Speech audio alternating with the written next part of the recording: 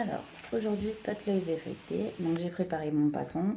Je vous mettrai la recette en commentaire. Je l'ai laissé refroidir 4 heures. Et j'ai étalé mes 250 g de beurre de la même taille que mon pâton. Alors, une fois sorti du frigo, votre pâton, il va falloir le déballer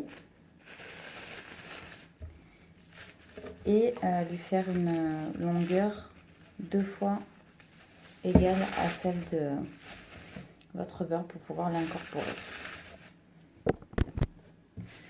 Alors voilà, il fait 2 fois la longueur de mon bâton de beurre. Donc, on sort le bâton de beurre du papier sulfurisé. Hop, on le met sur notre plaque.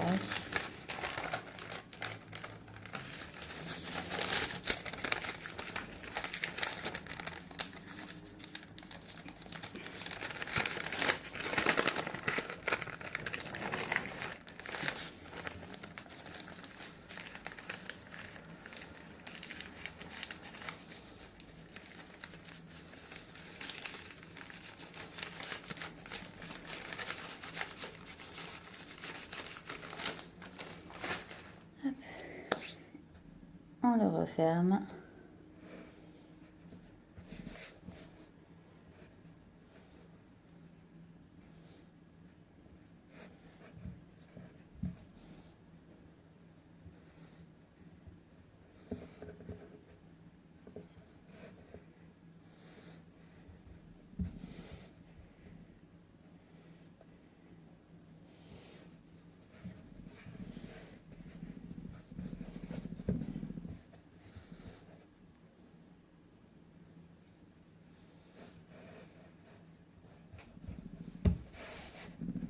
Hop, on le tourne d'un quart de tour. Il faut donner des petits actes en haut, en bas. Et après, on repart, on en donne tout le long. Pour essayer d'incorporer le beurre. Et vous voyez, le pâton, il commence à s'allonger tout seul.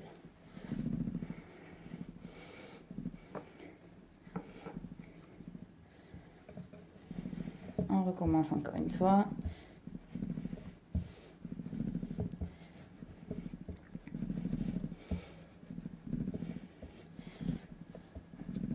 On appuie bien.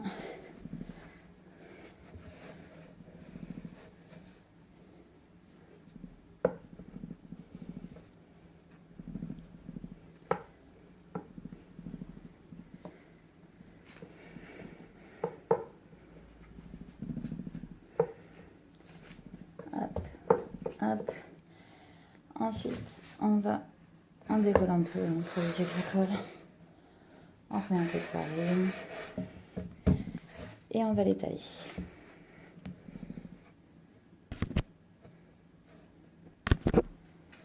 Alors voilà, je l'ai étalée, elle est vraiment très fine, elle doit faire à peu près 6 à 7 mm d'épaisseur.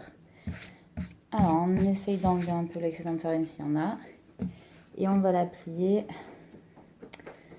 on va faire un tour double là. Donc en fait il faut la plier à peu près au 3/4 avec un côté, et le reste avec l'autre côté. Les côtés, ils ne doivent pas se chevaucher.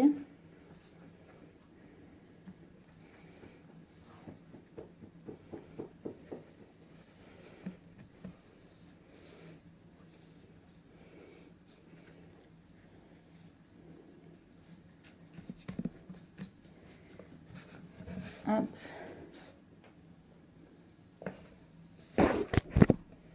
Alors donc au 3/4, et après il faut plier encore en deux.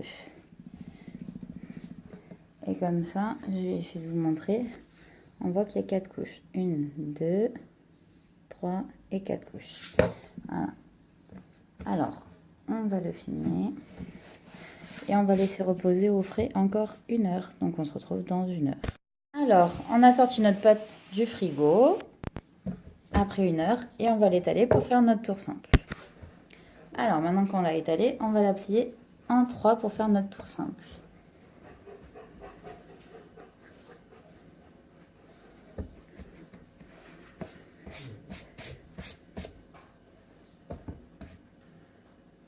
essaye qu'il y ait de la pâte de partout.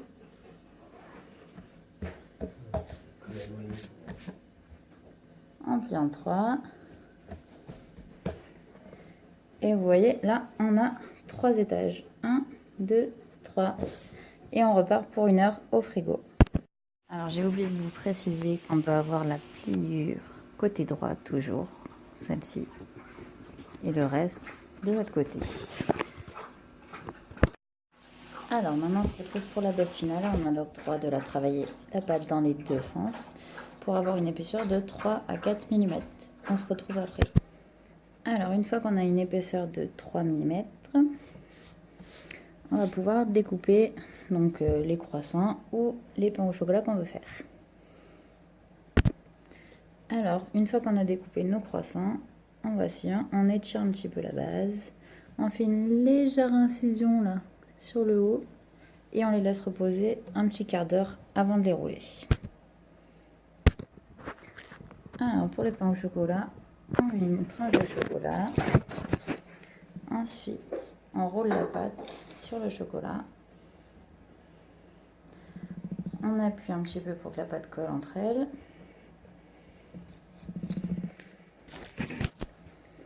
On remet une tranche de chocolat et on finit de rouler. Une fois qu'on a fini de rouler, on va détailler les pains au chocolat de la taille qu'on veut. Moi j'en fais des petits.